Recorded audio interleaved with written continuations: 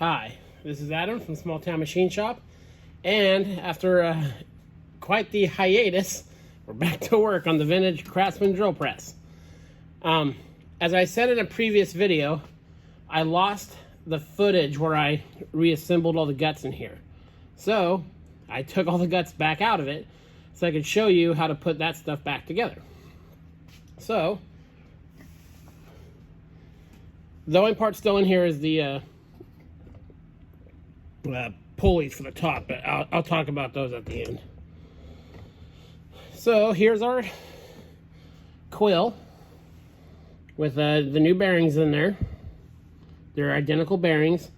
I have taken these apart where the bearings just fall out. If you wanted to, it gets captured in there by the actual quill spindle. You could put a little bit of like the green Loctite in there if you really felt it was necessary, but just the quill compression from the quill should keep it in there. And the longer part is the bottom.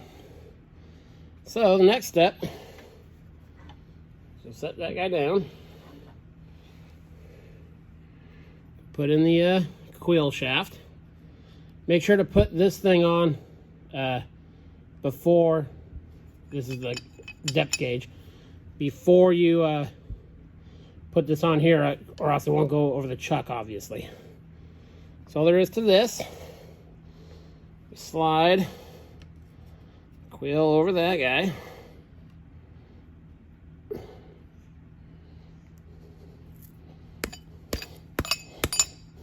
There we go. All the way down. Okay. Now how this is retained is there's a black thick rubber washer that goes over this, slides down, and there's this collar. Now on a lot of these older machines that haven't been messed with, you'll find there's a socket head cap screw in there. So you'll have to take that screw off because it won't fit up through here, so you have to reach in from the top. So I just always put a set screw in there. It makes everything much easier. And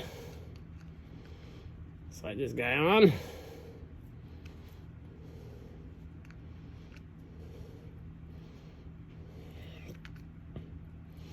Come on.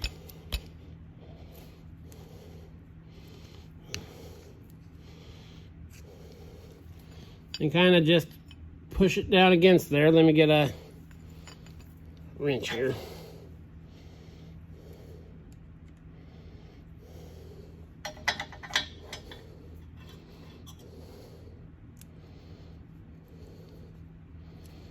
So yeah, holding the quill, you know, pressing down on it, just snug that guy up.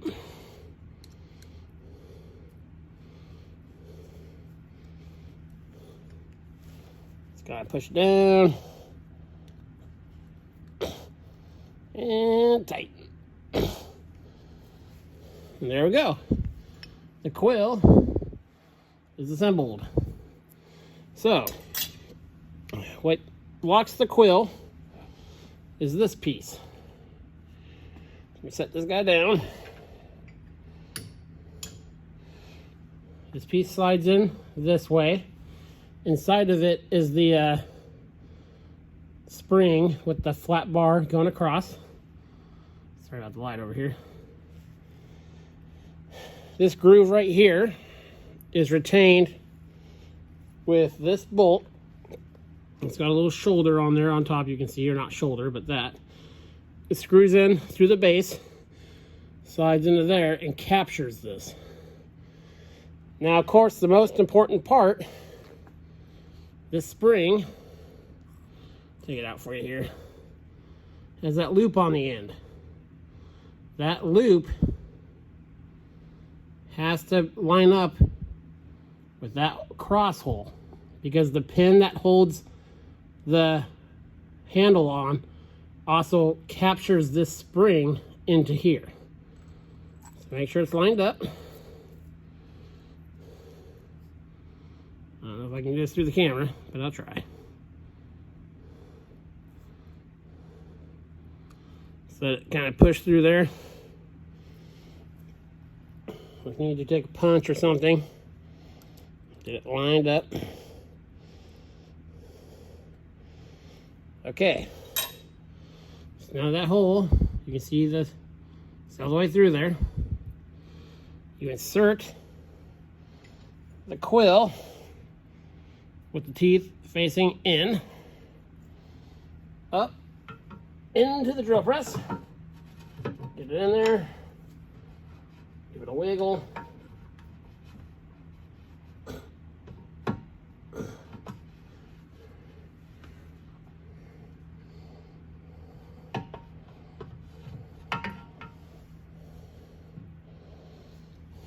Actually got to, the splines on top have to index with the drive wheel.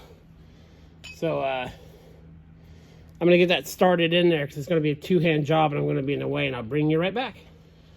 Okay, I got that up, the spline part up to the drive part.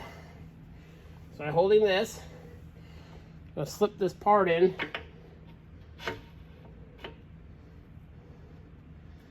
So that it engages.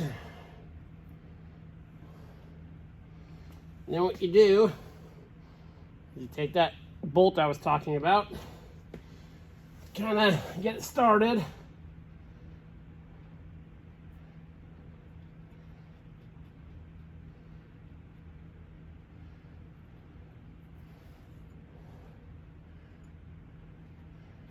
And it's got to kind of mess with it a bit.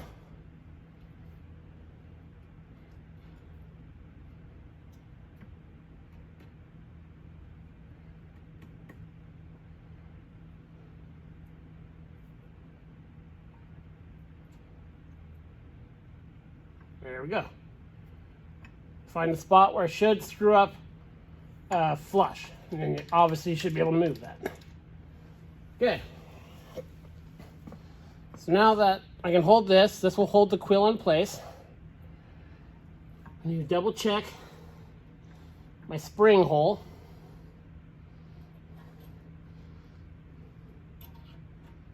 So I got it back in there a bit. Okay. Reinstall the handle, lining up the holes.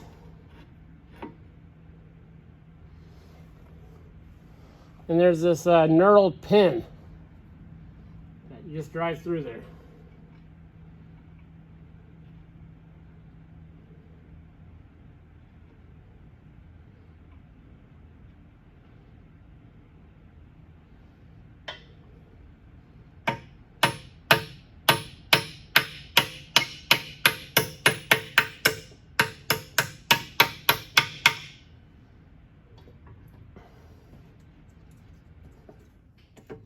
And there we go.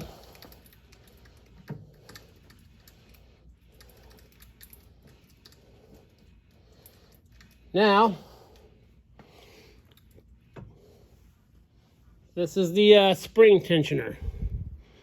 The cap has a slot which catches the flat spot across the spring. It's held in with another bolt. So look in there. Get lined up.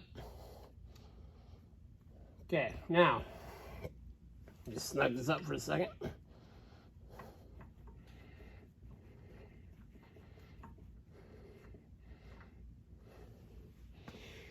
Okay, now to adjust this, I use a pair of channel locks with tape wrapped around the jaws. As you bring the quill down, you're turning the spring this way, putting more tension on it. So what you want to do is turn this guy the other way to preload it.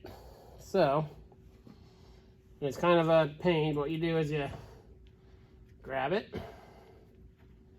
give it some twists, and you just start testing for feel.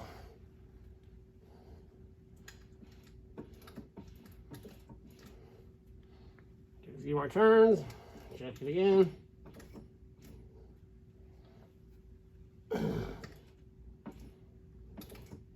There's just starting to. See, there we go. It's starting to. Give it another twist. See, now we're starting to get some pull back.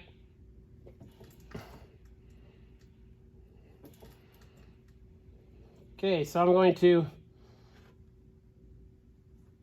off camera, I'm going to adjust that up. I'll bring you back when I have that set right. Okay, and there we have it. I need to get the depth rod when this part clamps to the very bottom of the quill there. So I'll get that part. In the next video, we will clean up the drive plate and we will check the wiring on the motor and get the drive, or not the drive plate, yeah, the motor plate attached to the unit.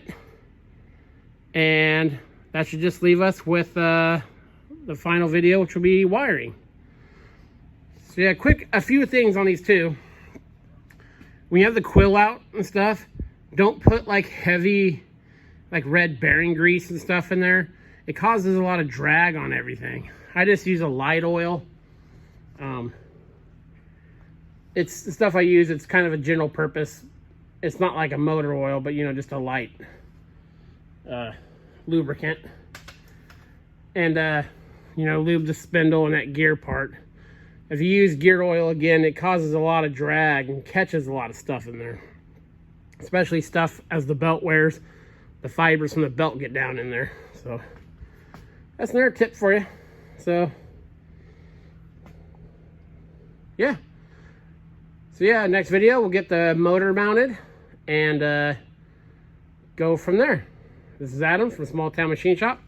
Please comment, like, and subscribe, and thanks for watching.